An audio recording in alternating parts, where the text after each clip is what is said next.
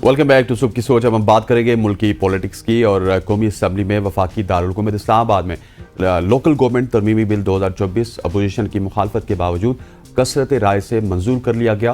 कौमी असम्बली इजलास में इस्लामाबाद की मुकामी हुकूमत तरमीमी बिल 2024 में वफाकी वजीर पार्लिमानी उमूर आजम नज़ीर तारड़ ने पेश किया। तरमीमी बिल के मुताबिक इस्लामाबाद बल्दियाती इंतखाबात एक्ट में यूनियन कौंसिल की सतह पर मुंतखब नुमाइंदों की तादाद बढ़ाई गई है। इससे पहले यूनियन कौंसिल में सिर्फ चेयरमैन और वाइस चेयरमैन के ओहदे थे, ताहम अब तरमीम करके इसके मुताबिक मौजूदा बिल में चेयरमैन और वाइस चेयरमैन के साथ साथ 15 मजीद नुमाइंदे भी मुंतखब कर दिए हैं। अगर पाकिस्तान तहरीक इंसाफ के रहनुमा आजम सवाती का कहना है दूसरी तरफ के इमरान खान से अडियाला जेल में मुलाकात के लिए जिसने भी सहूलत फराम की वो पाकिस्तान के लिए मुस्बत अमल था। पाकिस्तान में लापता अफराद के नाम पर धरना देने वाले बलोचिस्तान में बाए खून नाहक पर भी बोलेंगे या नहीं, ये कहना है ख्वाजा आसिफ का।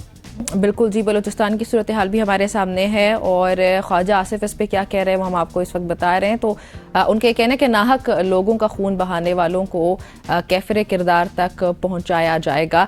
इस पे बातचीत करने के लिए इफ्तिखार शिराजी साहब इन स्टूडियो हमारे साथ मौजूद हैं। शिराजी साहब अस्सलाम वालेकुम। वालेकुम अस्सलाम। अच्छा शिराजी साहब, पिछले सेगमेंट में ब्रिगेडियर वकार साहब हमारे साथ मौजूद थे, ब्रिगेडियर रिटायर्ड। अच्छा, उन्होंने ये कहा कि ईरान में, अमेरिका में, इंडिया में, हर जगह भी मतलब जो है मिसिंग पर्सनैलिटीज आपके सामने आ जाती हैं, तो पाकिस्तान में उसका इतना वावेला क्यों मचाया जाता है? तो ठीक आर्ग्यूमेंट है ये? मेरा ख्याल में कोई इतना सेहतमंद आर्गूमेंट नहीं है। बुनियादी तौर पे यहाँ भी लोगों के कंसर्न्स ये हैं कि आप अगर किसी को अबडक्शन में लेते हैं, आप उसको कस्टडी में लेते भी हैं, तो फॉर सर्टन टाइम तो आप ज़रूर करें, बट उसके बाद कम से कम उनके लवाहिकीन को मालूम होना चाहिए, या अगर आपने किसी को गिरफ़्तार किया या उठाया है तो कम से कम उसके बारे में बताएं तो सही कि वो किन जराइम में मुलव्वस हैं, किन में मतलूब हैं। तो मेरे ख्याल में पाकिस्तान में जो सबसे बड़ा प्रॉब्लम है तब वो यही है कि लोग मिसिंग हो जाते हैं, उसके बाद मालूम नहीं होता कि वो कहाँ हैं और क्यों हैं। और यही वजह है कि इस मुल्क के अंदर मैंने नहीं, आपने नहीं, बल्कि इस मुल्क की पार्लिमान ने और इदारों ने ये डिसाइड किया था कि एक कमीशन बनना चाहिए। उस कमीशन में लोग अपने कंसर्न्स लेके जाएं, और लोग लेके गए भी हैं और उनको एड्रेस किया गया और लोगों को वापस भी लाया गया है। और बाद में पता चला कि उनकी अबडक्शन जो है वो कानूनी और जायज़ नहीं थी।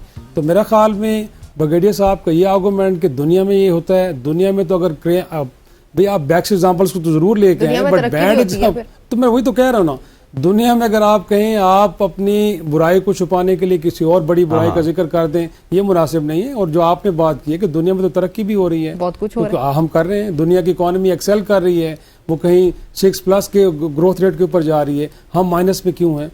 तो उनको भी बताना चाहिए कि इसकी रीजन में दसे जा रहे हैं ना। तो मेरे ख्याल में यही है ना, तो ये कोई एक अच्छा आर्गूमेंट नहीं है। जरूर अगर कोई स्टेट के खिलाफ किसी क्राइम में मुलव्वस है, उनके जराइम संगीन हैं, आप उनको उठाएं कानून के मुताबिक, लेकिन सामने लाएं, जिस तरह सामने भी लाएं, और इस मुल्क के अंदर अदालतें मौजूद हैं, उनके अंदर ट्रायल करें, उनको सजाएं दें। सर, आप अगर एज ए पॉलिटिकल एनालिस्ट आपसे पूछूं तो ये बलूचिस्तान में जो अभी वाकयात हो रहे हैं, इसके पीछे आपको क्या रीजन नजर आ रही है?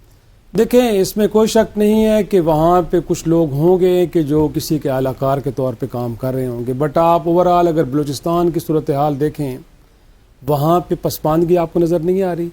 वहाँ पे आपको सेहत, तालीम या दीगर सहूलतों का फुकदान नज़र नहीं आ रहा। मैं कल ही पढ़ रहा था, अगर आप कल का डॉन का फ्रंट पेज उठा के देखें, गोया के 2 शहरों के दरमियान जो फासला 29 किलोमीटर का है वो लोग 2 घंटे में तय करते हैं। वजह ये कि रोड नहीं है वहाँ पे। तो ये अगर आपने वहाँ पे इंफ्रास्ट्रक्चर, या अगर आज आपने गवादर के अंदर एक बंदरगाह तो बना दी है, बट वहाँ पे जो लोगों को, छोटे माहीगीरों को, एक मछली का एक उनके पास बिजनेस था कि पकड़ के बेचते थे, आपने बड़े बड़े ट्रॉलर्स को वहाँ पे आपने अलाउ कर दिया है, तो छोटे से उनके जो पास जो रोजगार के जराए थे आप वो भी उनसे छीन रहे हैं। या आपने वहाँ पे कौन सी इंडस्ट्री लगाई है? कहने को तो आप हमें कहते हैं कि वहाँ पे कुछ 6 खरब डॉलर के रिजर्व पड़े हैं बलूचिस्तान के अंदर, बट अभी तक आप बचपन से सुन रहे हैं। तो मेरा ख्याल में देखें ना, अगर सुई के लोग, यकीनन हम भी बचपन से सुन रहे हैं, जाहिर सी बात है, हम भी क़याम पाकिस्तान के बाद की पैदाइश हैं, तो हमने भी यही सुना है। 71 में तो जाहिर सी बात हम 2-3 साल के थे, उस साने को तो हम एक तरह से नहीं याद कर पाए, लेकिन उसके बाद की कहानी जितनी भी महरूमियत की है वो सबके सामने है कि लोग यही गिला कर रहे हैं कि और उस वक्त भी देखें बांग्लादेश के लोग मशरक़ी पाकिस्तान के क्या कहते थे कि वसाइल हमारे हैं शायद, और लग मगरबी पाकिस्तान पे रहे हैं। आज भी गिले सूबे यही कर रहे हैं, फेडरेशन के यूनिट्स यही गिला कर रहे हैं कि जो वसाइल की तकसीम है वो मसावी नहीं है। फिर उसके बाद वहाँ पे अगर वसाइल दिए भी जाते हैं وہ رائٹلی یوز نہیں ہوتے، کرپشن کا لیول کہیں بہت زیادہ ہے. تو ان ایریاز کو ایڈریس کریں، وہاں کے لوگوں کی زندگی میں خوشحالی لائیں گے تو لوگ کسی کے اعلیٰ کار نہیں بنیں گے، وہ اسٹیٹ کے ساتھ کھڑے ہوں گے. لیکن محرومیاں دیں گے تو پھر اس کا مطلب ہے کہ آپ خود راہ ہموار کر رہے ہیں کہ وہ کسی اور کے ہاتھ میں چلے جائیں اور اسٹیٹ کے خلاف ہتھیار اٹھائیں یا جو کچھ بھی کریں. شیرازی صاحب، یہ بلدیاتی ایک ترمیمی بل کیا ہے یہ جو کل سارا واویلا مچا اپوزیشن کے احتجاج کے باوجود پاس ہوا؟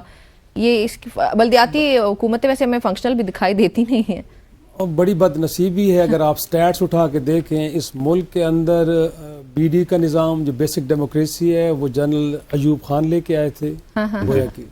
اس کے بعد اس ملک کے اندر کبھی ضیاء الحق صاحب نے کوئی کروائے تھے الیکشن اس طرح کے، یا اس کے بعد جنرل مشرف ضلعی حکومتوں کا نظام لے کے آئے تھے. That was very efficient. بالکل ایسے. اور آپ کو یاد ہے کہ پنجاب میں تو جب مسلم لیگ نون کی حکومت تھی تو سپریم کورٹ کو ڈائریکٹو جاری کرنے پڑے کہ آپ بلدیاتی انتخابات کیوں نہیں کروا رہے، اور پی ٹی آئی کے ساتھ بھی ایسا رہا ہے خیبر پختونخوا کے اندر.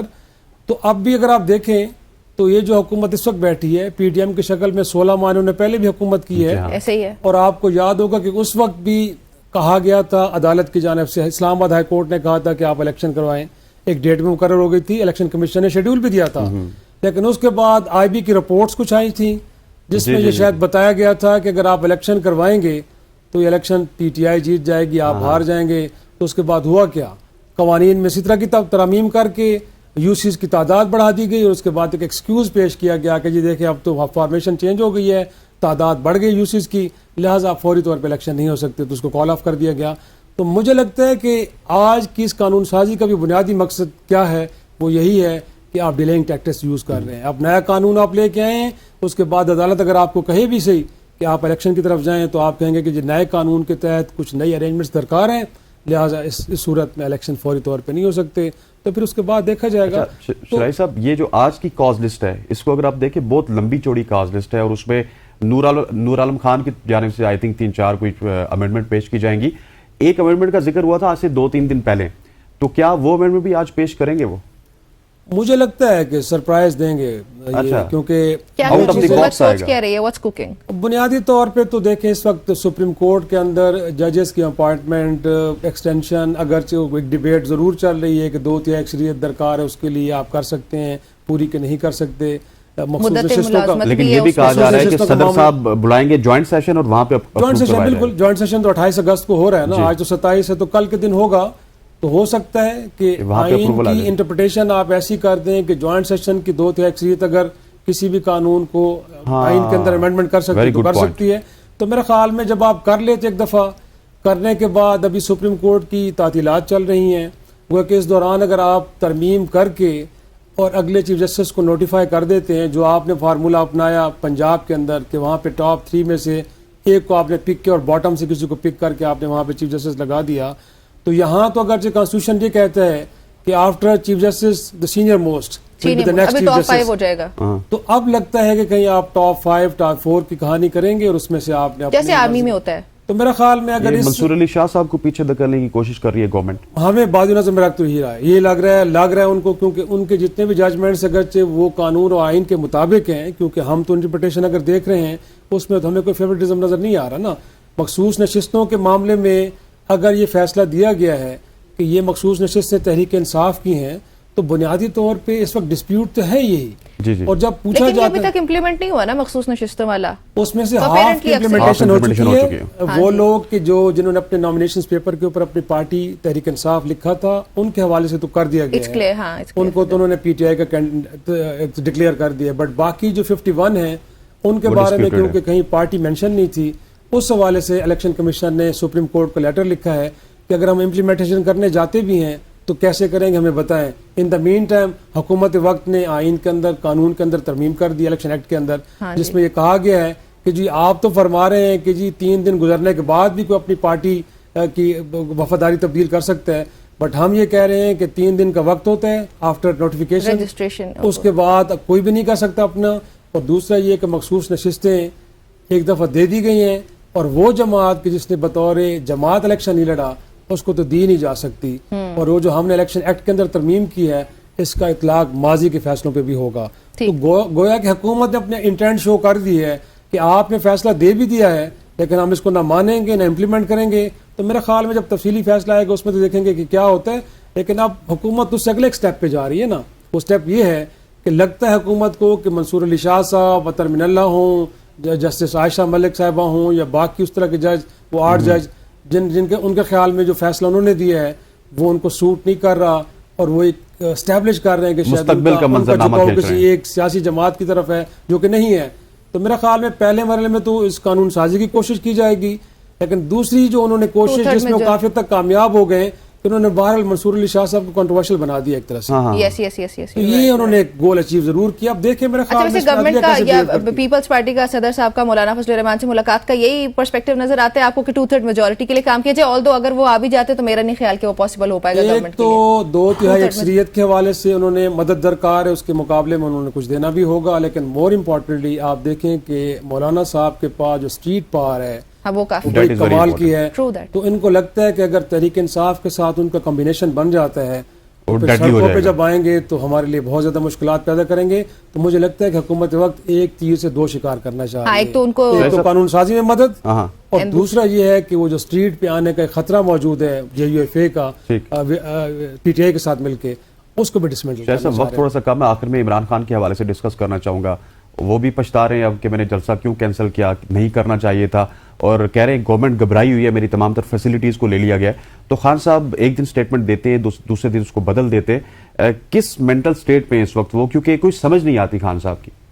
میرا خیال میں اس وقت تو جو ایک ان پٹ دیا گیا تھا، اور آپ کو معلوم ہے کہ حکومت وقت نے جب رات کے 12 بجے جلسہ منسوخ کرنے کے احکامات جاری کیے، اگرچہ عدالت نے کہا تھا کہ آپ کرنے دیں، بٹ آپ کو یاد ہوگا کہ 22 سے ایک رات پہلے منسوخ کر دیا گیا. کس بنیاد پہ کیا گیا کہ انٹیلیجنس بیورو کی ایک کمیٹی نے یہ رپورٹ دی ہے کہ دہشت گردی کا کوئی خطرہ موجود ہے.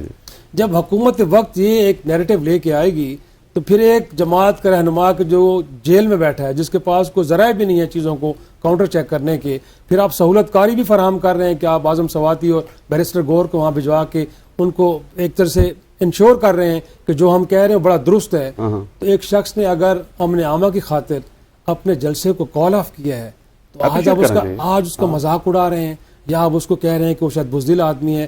آپ ایک طرف تو چاہتے ہیں اگر ایسا کچھ نہیں تھا تو شہر کے اندر کنٹینر کی دیواریں کیوں کھڑی کی گئیں، جی ٹی روڈ کو کیوں بند کیا گیا؟ ملتو ترلو پہ آ جاتے ہیں جب ان کے اوپر تو نہیں ہونا چاہیے. میں کہتا ہوں کہ سیاستدانوں کو پولیٹیکل میچورٹی دکھانی چاہیے. جلسہ ہونا یا نہ ہونا مسئلہ نہیں ہے، اس ملک کے اندر پولیٹیکل سٹیبلٹی لے کے آنی ہے اور سب نے مل کے لے کے آنی ہے. بہت اچھی بات کی. شرازی صاحب بہت شکریہ، آپ کا جوائن کرنے کے لیے وقت ختم ہو گیا.